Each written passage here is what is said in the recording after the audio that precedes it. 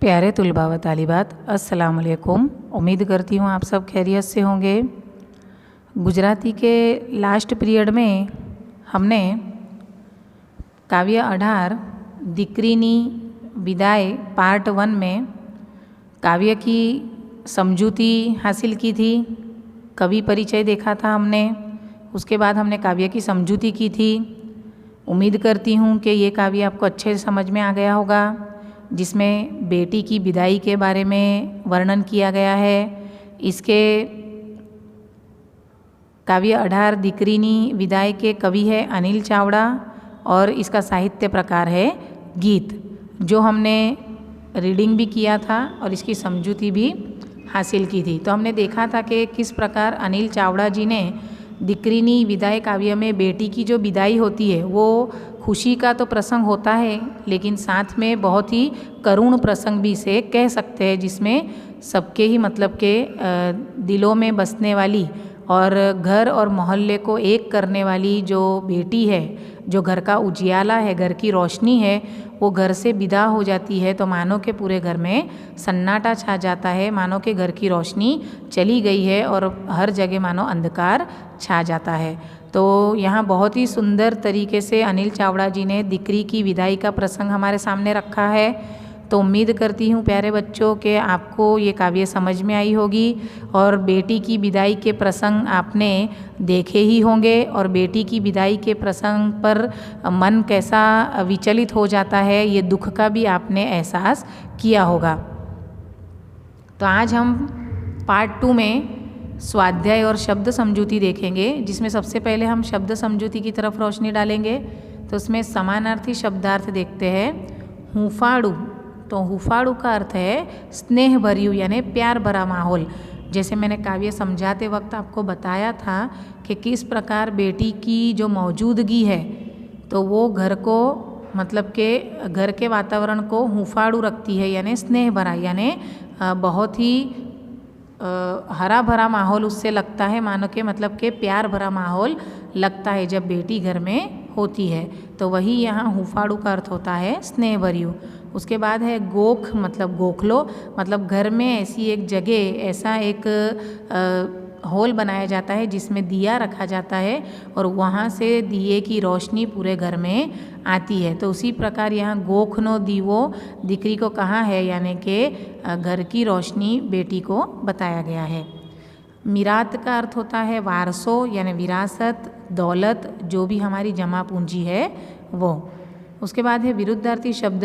तो विरुद्धार्थी शब्द में देखेंगे अजवाड़ू, उसका अर्थ होता है अजवाड़ू यानी रोशनी, उजाला। तो इसका ऑपोजिट है अंधारू, अंधारू यानी अंधकार, अंधेरा। उसके बाद हम देखेंगे MCQ। પ્રશ્નની નીચે આપેલા વિકલ્પોમાંથી સાચો વિકલ્પ પસંદ કરી ખરાની નિશાની करो। तो ये MCQ है, इसमें 4 ऑप्शन में से आपको सही ऑप्शन पर टिक करनी है। सबसे पहला है मेहंदी मूकी चाल्यू आजे घरनू ए अजवाड़ू एटले कौन। जो मेहंदी लगाकर आज घर से विदा हो रहा है, ऐसा घर का उजियाला कौन है, किसके बारे में बात हो रही है। तो यहाँ आप ऑप्शन देख सकते हैं प्रकाश, घरनू अजवाड़ू, दीकरी और दीकरो। तो यहाँ राइट आंसर आएगा दीकरी, यानी बेटी जो है वो घर का उजियाला है। उसके बाद का प्रश्न है दूसरा, नीचेनामांथी कयु रूपक दीकरी ने लागू पड़तू नहीं, यानी कौन सा ऐसा शब्द इस्तेमाल किया गया है बेटी के लिए जो यहाँ उससे लागू नहीं पड़ता है।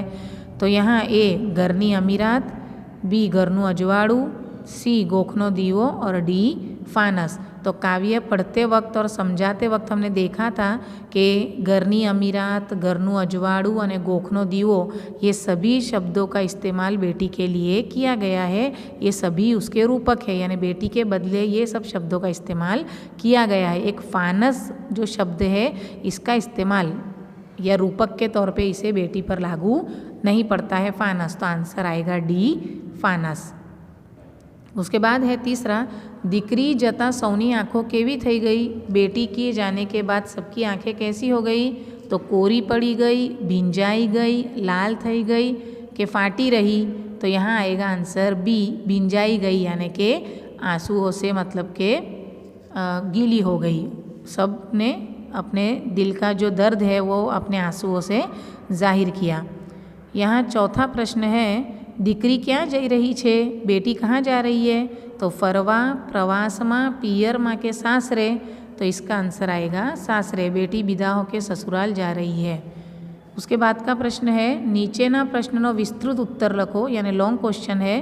દીકરી विदाईनी वेदना काव्यना आधारे वर्णो। तो बेटी की विदाई के वक्त का जो दुख है, वेदना यानी दुख है, वो ये काव्य के ऊपर से हमें बताना है। तो દીકરીની વિદાયના કારણે ઘરમાં અને શેરીમાં ખાલીપો ઊભો થયો। ખાલીપો मतलब सूनापन हुआ, કારણ કે દીકરીએ એના સ્નેહથી ઘર અને શેરીને હૂંફથી જોડવાનું કાર્ય કર્યું હતું। क्यों घर और मोहल्ला सूना हो गया बेटी की विदाई से? क्योंकि बेटी ने अपने प्यार से, अपने स्नेह से घर और मोहल्ले को हूँफ थी यानी कि प्यार भरे माहौल से ये घर और मोहल्ले को जोड़ने का काम किया है। एना जवाथी स्वजनों व्यथित छे। बेटी के जाने से स्वजन यानी उसके जो अपने हैं वो व्यथित है यानी दुखी है। દીકરીના संस्मरणों ताज़ा थाय छे। बेटी के जो संस्मरण यानी अच्छी यादें है वो ताज़ा हो रही है। एमने એવું લાગે છે કે જાણે ગોખેથી દીવો ચાલી ગયો। बेटी की जाने के बाद, बेटी के विदाई के बाद घर के लोगों को ऐसा लग रहा है मानो घर की रोशनी चली गई है और घर अंधकारमय हो गया है, सूना हो गया है। હવે આંગણામાં પહેલાં જેવી રંગોળીની ભાત પડશે नहीं। घर के आंगने में जो रंगोली बनाई जाती है उसमें अब पहले जैसी रौनक मज़ा नहीं रहेगी। घरनी मिरात चाली गई, घरનું અજવાળું ચાલ્યું ગયું। मतलब घर की जो दौलत है, जो जमा पूंजी है, वो बेटी अब घर से विदा हो चुकी है। घर का उजियाला अब घर से जा चुका है। तो इस प्रकार यहाँ बहुत सुंदर दृश्यों के ज़रिए, शब्दों के ज़रिए बेटी की विदाई का जो दृश्य है वो कवि ने हमारे सामने रखा है। उसके बाद देखेंगे नीचेना प्रश्नों बे त्रण वाक्यों में जवाब लखो। तो रंगोળી में पहला जेवी बात हवे केम नहीं पड़े? तो रंगोળી में पहला जेवी बात हवे नहीं पड़े कारण के घरनी मिरात दीकरी दूर दूर चाली जैसे। मतलब घर की जो बेटी है, घर की जो रौनक है वो विदा होकर अब दूर चली गई है। उसके बाद का प्रश्न है दूसरा, દીકરીને ઘરનું અજવાળું કેમ કહેવામાં આવ્યું છે? बेटी को घर का उजाला क्यों कहा गया है? तो દીકરીને ઘરનું અજવાળું કહેવામાં આવ્યું છે કારણ કે દીકરીએ ઘરને હુંફાળું રાખ્યું છે। હુંફાળું मतलब स्नेहभर्યું, मतलब प्यार भरा माहौल बेटी ने घर में बनाकर रखा है। उसके बाद का प्रश्न है, घरનું અજવાળું એટલે कौन? તે ક્યાં ચાલ્યું ગયું? तो घर का उजाला कौन है और वो कहाँ चला गया? तो घरનું અજવાળું એટલે દીકરી, घर का उजियाला यानी बेटी ते मेहंदी मूकी सासरे चाली गई है। वो मेहंदी लगाकर ससुराल अपने चली गई है। उसके बाद का प्रश्न है, દીકરી જતાં સ્વજનોને કેવું લાગે છે? દીકરીના અભાવે क्या क्या खालीपो अनुभवाय छे? तो बेटी के जाने के बाद उसके अपनों को कैसा लगता है और बेटी की कमी कहाँ कहाँ उसकी जो कमी है वो महसूस होती है?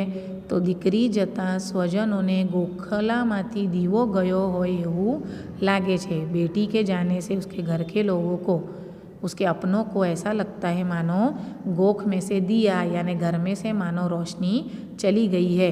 દીકરીના અભાવે ઘરમાં અને શેરીમાં ખાલીપો અનુભવાય છે।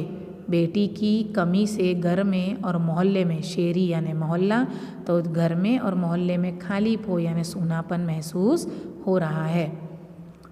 पांचवा प्रश्न है, દીકરીના सासरे जवानी शी असर पड़शे? मतलब बेटी के ससुराल जाने से क्या क्या असर होगी? मतलब तो यहाँ देखते हैं, દીકરીના सासरे जवाती घर અને શેરીમાં ખાલીપો અનુભવાશે।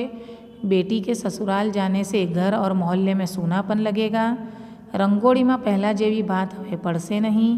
जो रंगोली है यानी मानो एक तरह की जो घर में रौनक है उसमें अब पहले जैसी मतलब के मज़ा नहीं रहेगी। एक तरह की कमी, एक तरह का सूनापन घर में महसूस होगा। सौनी आँखों आंसू थी भींजा से, सबकी जो आँखें हैं वो बेटी की विदाई से नम हो गई है, गीली हो गई है, क्योंकि सबके दिल का जो दुख है वो आंसुओं के ज़रिए बाहर निकल गया है। सभी को बेटी की विदाई मतलब कि दुखदाई महसूस हुई है। तो इस प्रकार प्यारे बच्चों, उम्मीद करती हूँ कि ये काव्य आपको समझ में भी आया होगा और इसके सवाल जवाब भी बहुत इजी है, आपको अच्छे से समझ में आ गए होंगे।